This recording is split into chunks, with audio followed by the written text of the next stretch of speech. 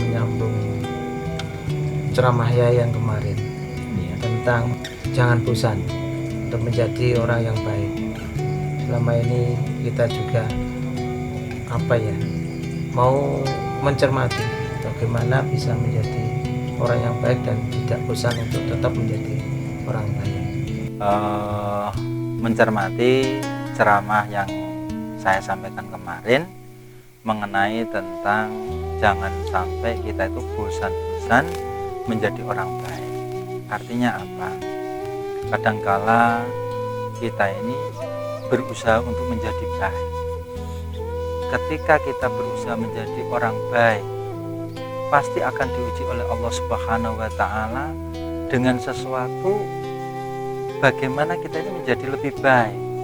Kita sudah berusaha susah payah untuk ngebaikin orang lain, baik kepada orang lain atau siapapun. Delalah Gusti Allah mesti ngirim kepada kita ini orang-orang yang mesti jengkel berubah ndak? Beres badan. Ketika ini kita berusaha untuk baik kepada siapapun, kita diuji oleh Allah. Kita dihadapkan dengan orang-orang yang menjengkel mangkel api dan seterusnya. Nah, inilah seperti apa yang saya sampaikan kemarin, jangan bosan menjadi orang baik. Ketika kita diuji oleh Allah, dihadapkan dengan lingkungan-lingkungan yang sekiranya di dalam hati ini nah ini kita harus bisa mempertahankan, karena kunci daripada orang hidup mau tenang, mau ayem, itu kuncinya yaitu kita tidak ada kewajiban untuk mewajibkan orang lain baik kepada kita. Ini kalau prinsip ini sudah kita tanamkan dalam diri kita, ana kewajiban sapa wae apik karo awake dhewe. Lho kowe ngopo ta? Tek ijir apik mbek aku, padahal kowe kan aku tak apik karo kowe, aku dijajan tak paringke, aku karo kowe ya hormat sampai mundur-mundur. Tapi kenapa? Kowe ra tau iso apik karo aku. Ini tidak ada kewajiban, ini harus kita hilangkan dari pikiran kita, dari hati kita. Apapun yang kita kerjakan hanya lillahi ta'ala. Terlepas orang itu mau baik pada kita atau tidak, terserah. Tidak ada kewajiban orang lain baik pada kita. Akan tetapi bagaimanapun keadaannya, bagaimanapun kondisinya, kita harus wajib baik pada siapapun. Mana ya? Kuncinya hidup, pengen bahagia, kepengen tenang. Ketika ilham dihadapkan dengan teman, dihadapkan dengan siapa, dengan orang lain yang sekiranya kurang baik dengan ilham itu harus bisa mempertahankan kebaikan ilham dalam hal apapun, baik dohiriyah, lahiriyah, kita tunjukkan dengan sikap yang baik, apalagi secara batiniah dalam hati.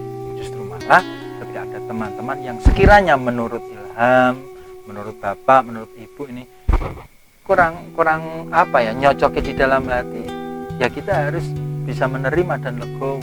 Kita doakan semoga saya, bapak, ibu dan semua teman-teman, guru-guru saya, kiai saya menjadi orang-orang yang baik menurut Allah dan menurut makhluk Allah.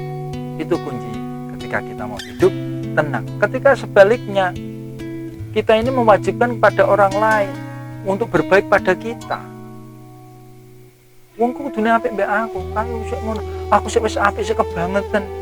Ndekne ra ndek duit wis tak silai, apa sing iso tak tulungke ning ndek wis tak tulungi. Tapi nyatane ndekne kok iki ora iso apik mbek aku. Sik kebangetan, ndak boleh. Karena dasarnya kita menolong orang lain, baik kepada orang lain itu ikhlas lillahi ta'ala, kuncinya. Karena yang dilihat oleh Allah yaitu tatakun, takwa. Makanya di dalam puasa ini la'allakum tatakun. Ketika kita melaksanakan puasa, kenapa sih kok di dalam ayat tersebut di akhirnya la'allakum tatakun? Supaya kita menjadi orang yang takwa, orang yang bersih hatinya. Yang membersihkan siapa? Allah. Karena apa? Mungkin lantaran dengan kebaikan-kebaikan kita yang diujikan oleh Allah Subhanahu wa Ta'ala terhadap kita, yaitu ketika kita mau belajar untuk menjadi orang yang baik, belajar menjadi baik ya, pasti akan diuji itu tadi dengan orang-orang yang sekiranya kok sini ya, kadang kita ini sampai nangis sendiri. Nah, ini kalau kunci ini sudah kita dapatkan, sudah kita terapkan di dalam kehidupan sehari-hari, pasti akan enak. Mau itu orang suka pada kita, baik pada kita, masalah. Jadi hati semua enjoy, menikmati hidup. Hidup satu kali harus dinikmati, bikin gembira, dibikin enjoy. Begitu. Kemudian untuk meningkatkan ketakwaan kita tadi di dalam berpuasa ini, menyambung dari pertanyaan Bapak tadi, kenapa sih puasa ini kok seolah-olah ibadah yang begitu istimewa? Ini malam ini kan malam Ramadan yang ke-22. Alhamdulillah jenengan rahim gubuk saya menyambung itu karena puasa Ramadan ini ibadah, satu-satunya ibadah yang hubungannya langsung dengan Allah Subhanahu wa Ta'ala. Manusia atau orang lain tidak ada yang tahu kita puasa atau tidak puasa, walaupun kita ini sudah etok-etok puasa dengan lemes, saake iku ya puasa lemes. Puasa ini labete ataupun hasilnya tidak bisa dilihat oleh kata ketika sholat Allahu Akbar, etok-etok sholat pasti kelihatan ada takbirnya, ada berdirinya, ada rukuk dan sebagainya, walaupun dia tidak sholat. Kalau puasa kan tidak bisa. Oh iku poso, oh iki ora, tidak ada orang yang tahu. Yang tahu Gusti Allah. Bahkan sampai ini sakit jamaah ketika sahur atau kerja yang bukan yang pokoknya itu kerja, setelah pulang sore yang pusing, akhirnya muntah-muntah, ternyata isi utahannya bukan nasi dan ayam tapi mie ayam. Ini kan loh kok bisa, loh kok iso Pak, kan sahur sego ayam, nasi ayam, loh kok mutamu kok mie ayam. Ini kan menjadi pertanyaan, kan tidak ada orang yang tahu. Nah maka dari itu ketika kita mau menjadi orang yang hebat, memang lewat puasa. Karena kama kutiba 'alal ladzina min qablikum, puasa ini diwajibkan orang-orang sebelum kita.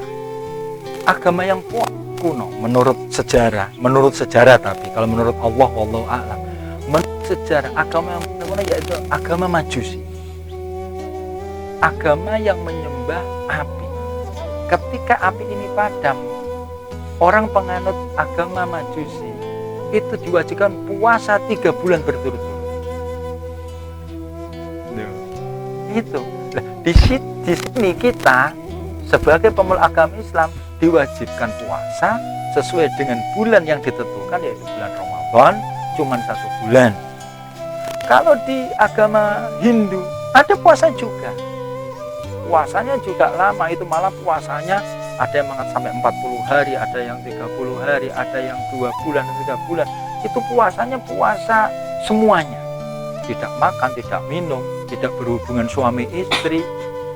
Kita saja 1 minggu, 2 minggu tidak berhubungan suami istri, mohon maaf, sahabat tahu ucap-ucapannya lah. Ketika penganut agama di luar Islam, puasanya agama saya juga ada. Ketika mau pasca Jumat Agung namanya, itu juga puasa. Yahudi juga begitu. Orang-orang hebat zaman dahulu, ada kiai yang sangat besar, karismatik, ketika itu di dalam kandungan selama 9 bulan ibunya puasa sampai lahir. Lahirlah seorang Abah Demyati Kaliwungu. Itu bukan keturunan kiai atau apa, karena ibunya itu tirakat. Tirakannya apa? Puasa. Nah, semua agama melaksanakan puasa itu apa?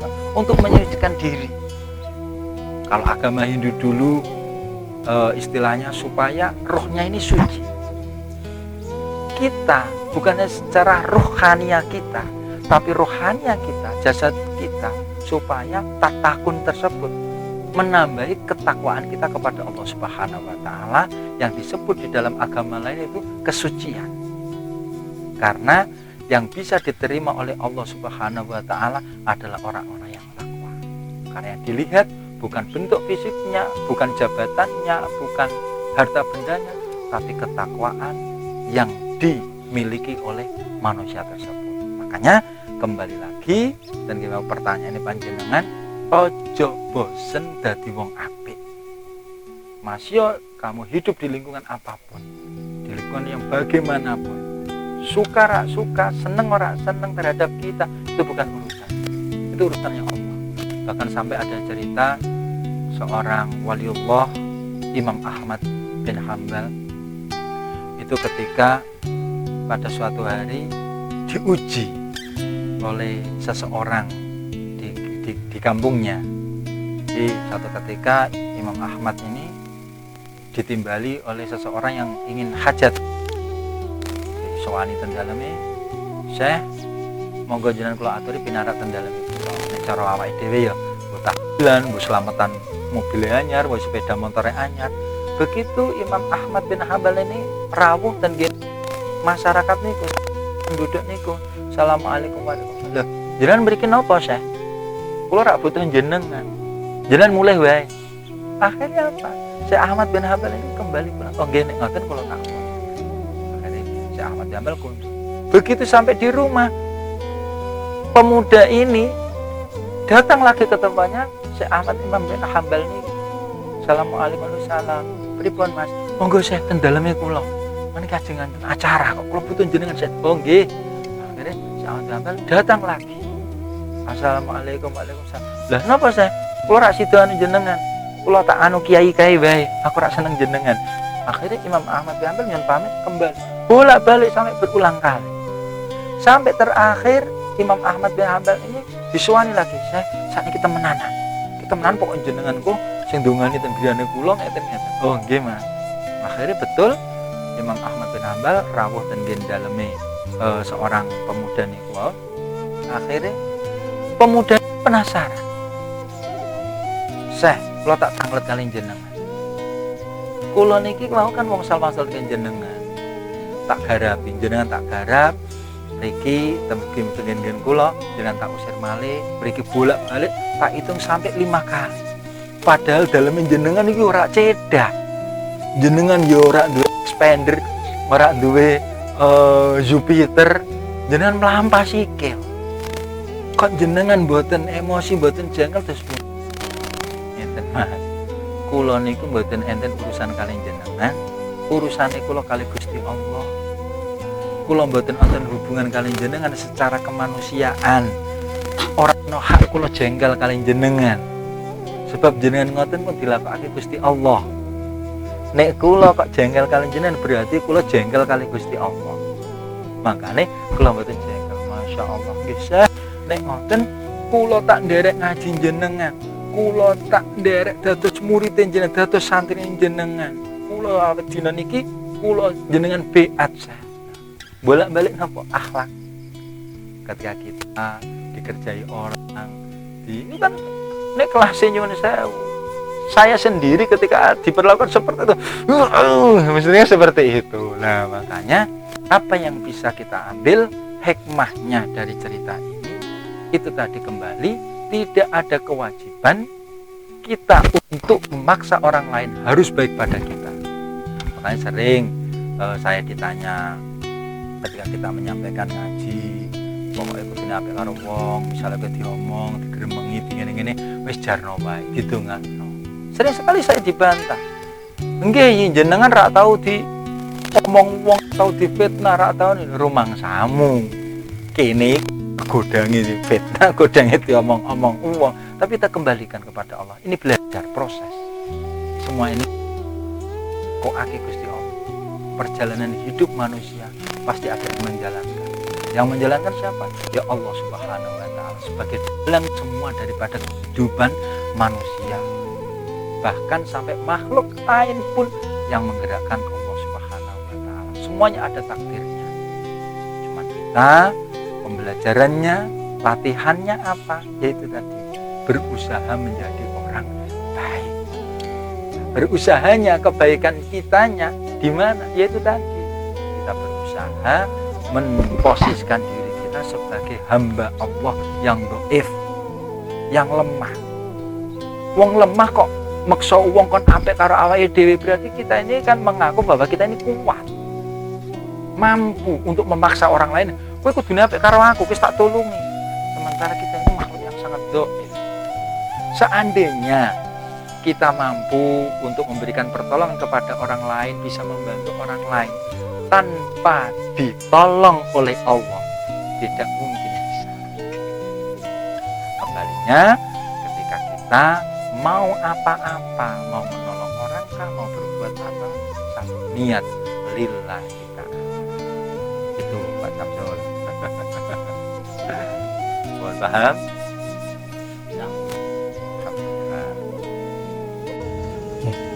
Terima kasih Yai atas penjelasannya.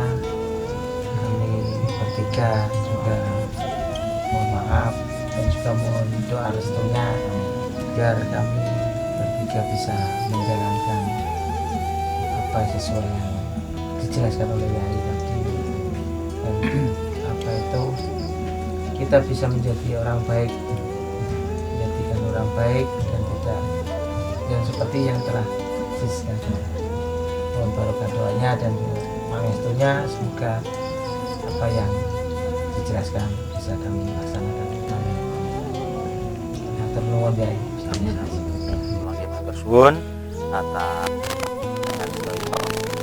mugi silaturahmi dengan kebahagiaan awake dhewe niki manggaken ridane pangeran sing diberkahi berkah donya akhirat. Amin. Kondur manggaken dadakan sugeng kondur sugeng tidak ampun bosen-bosen dolan mriki malih. Insyaallah.